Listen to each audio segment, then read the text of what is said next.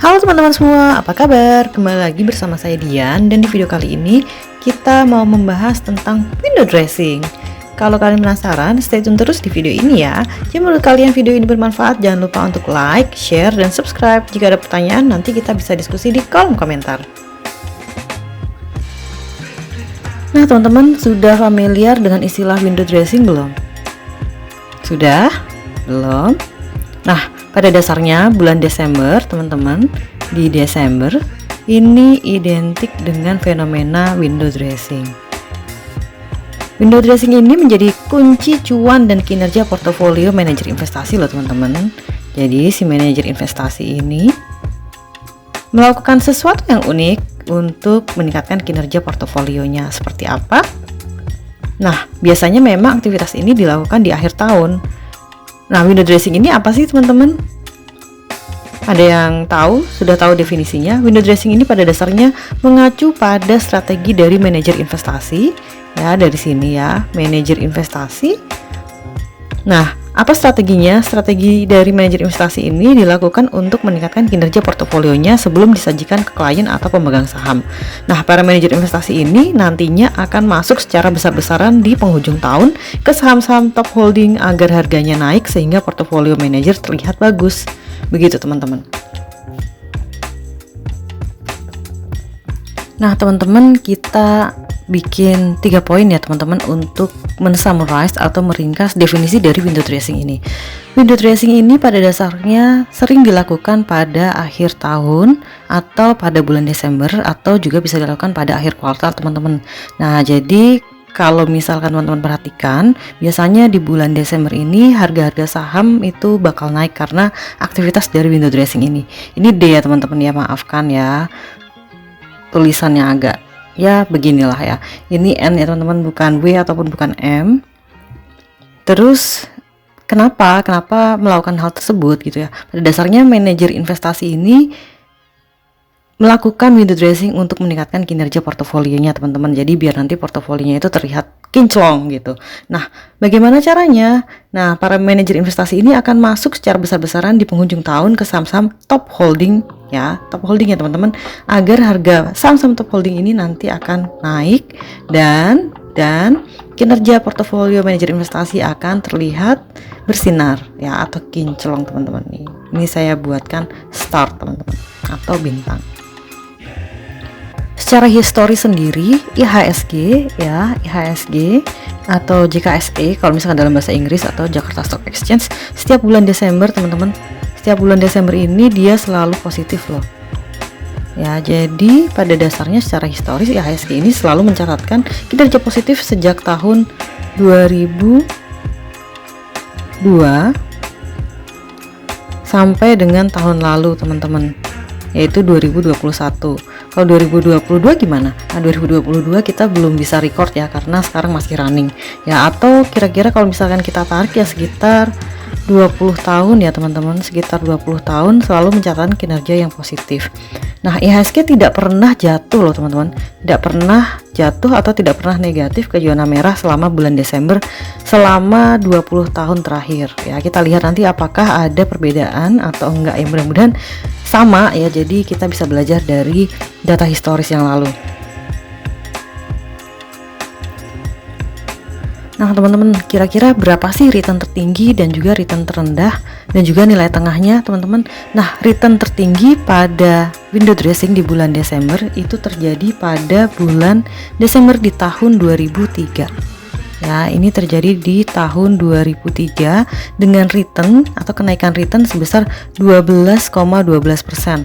Wow, lumayan ya teman-teman. Dan berapa return terendah? Return terendah itu ya ini cukup kecil sih ya, karena di bawah 1%, yaitu 0,42%. Kapan? Ini terjadi di tahun 2000. Mirip sih, cluenya mirip ya. Jadi ini terjadi di tahun 2013. Mirip kan teman-teman? Nah berapa sih nilai tengahnya? Nilai tengah atau median ya, median itu adalah nilai tengah ya teman-teman. Nah kalau min itu adalah rata-rata, kalau median itu adalah nilai tengah. Median atau nilai tengah return selama bulan Desember dari data historis itu sekitar 4,05% teman-teman. Jadi gimana menurut teman-teman? Apa yang menjadi incaran pada window dressing teman-teman? kira-kira saham-saham apa. Tapi di sini kita nggak bahas tentang apa itu saham. Nanti kita akan bahas tentunya, tapi di next episode. Makanya teman-teman jangan lupa subscribe. Nah, kira-kira saham yang kayak apa sih yang jadi incaran? Tentunya ya, biasanya mereka mengincar saham-saham blue chip ya teman-teman. Blue chip.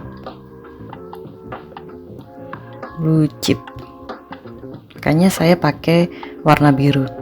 Nah, apa itu saham blue chip? Nah, apa teman-teman saham blue chip? Nanti kita juga akan bahas di next episode ketika kita bahas saham ya teman-teman. Makanya subscribe.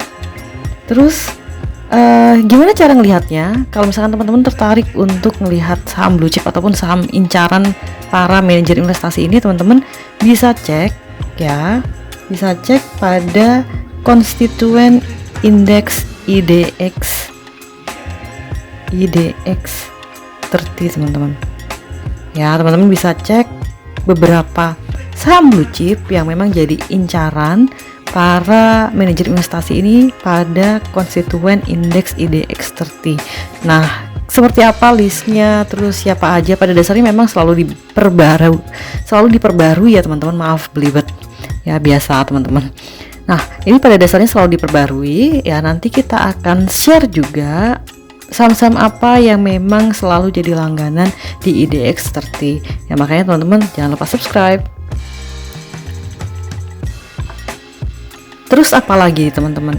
Nah, ada juga kriteria yang lain biasanya selain dia merupakan saham blue chip dan juga merupakan konstituen dari IDX 30, saham-saham ini juga memiliki kapitalisasi pasar atau market cap ya. Market cap, saya tulis MC aja ya biar gampang.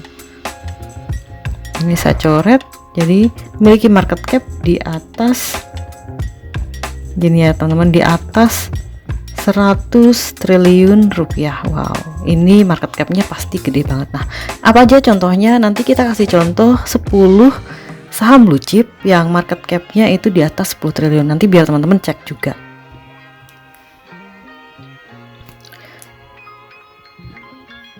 Nah, ini dia teman-teman contoh dari saham blue chip yang memang juga merupakan konstituen indeks IDX 30 ya teman-teman, dengan market cap lebih dari 100 triliun rupiah. Nah, ini datanya dari 2012 sampai dengan 2021 teman-teman. Ini sumbernya dari CNBC Indonesia, pasti valid dong ya. Nah, ini tadi yang kita sudah bahas ya, kinerja tertinggi di 2003 sebesar 12,12%, kinerja terendah di 2013 sebesar 0,42%, terus IHSG tidak pernah ke zona merah ya selama kurun waktu 20 tahun teman-teman. Nah, ini saham blue chip ya, kurang aja sih sebenarnya. Nah, ini juga teman-teman bisa lihat di Instagram kita di @stockhouse. Kita bakal share di sana juga. Nah, ini adalah data 10 saham blue chip yang teman-teman mungkin bisa perhatikan ya.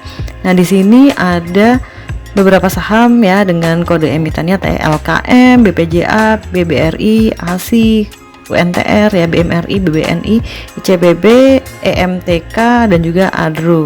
Nah, teman-teman kalau misalkan masih tidak familiar dengan nama-nama saham ini, teman-teman bisa cek ya, bisa googling kira-kira ini saham apa sih sambil belajar juga. Nah, ini adalah median atau nilai tengahnya. Nah, ini adalah average-nya atau mean, dan ini adalah kenaikan ya, probabilitas kenaikan. Kira-kira selama bulan Desember itu dia naik nggak sih? Nah, ini probabilitas dia turun. Nah, ini probabilitas dia stagnan. Ternyata dari 10 saham ini kebanyakan nggak ada yang stagnan. Kalau nggak naik ya turun. Nah, ini adalah probabilitasnya teman-teman, kemungkinan dia bakal naik atau bakal turun. Nah, teman-teman bisa memperhatikan data-data historis ini. Nah, teman-teman, meskipun kinerja di masa lalu tidak menjadi jaminan bagi kinerja di masa depan, tetapi pola historis yang terbentuk dapat dijadikan pertimbangan untuk strategi investasi. Nah, teman-teman kalau misalkan mau investasi bisa ngecek, ataupun misalkan mau take profit bisa cek juga ya. Kalau misalkan teman-teman perhatikan data historis ya, atau mau ngecek apa yang mesti dilakukan pada saat window dressing ya, teman-teman mau ngapain sih saat window dressing.